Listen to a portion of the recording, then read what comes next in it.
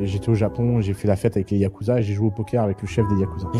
Moi, une fois, je me baladais dans un resto en Colombie, à Medellín, à ma table, à côté, je me trouve avec le frère de Pablo Escobar.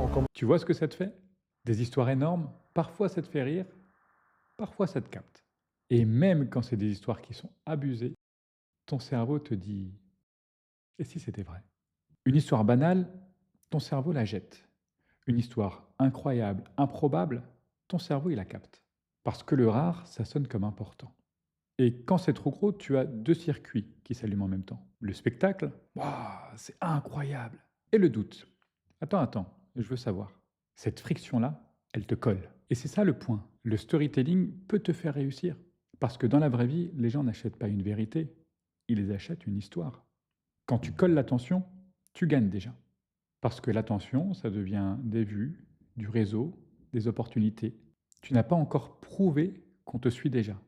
Et c'est ça la puissance du storytelling. L'histoire te donne comme une sortie de ta vie. Tu ne consommes pas juste un récit, tu consommes une identité temporaire. Le mec qui a vécu plus grand, plus risqué, plus intense, et toi, tu voyages dedans.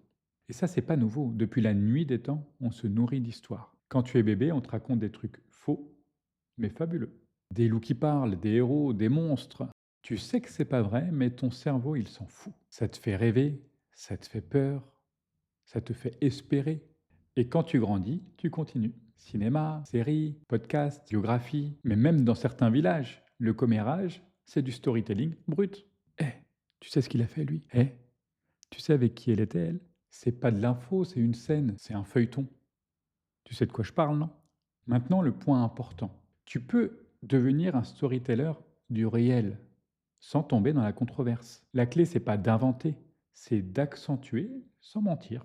Tu as des phrases cadres, voilà ce qui s'est passé, voilà ce que ça m'a fait, voilà ce que ça a changé. Et toi, dans une histoire, c'est quoi qui te capte? Le rêve ou le doute? Si ça t'attrape, c'est que ça te concerne. Alors abonne-toi. Je suis très pote avec le ministre de la Culture. Donc je connais très bien la Thaïlande. Sensei, Chunu,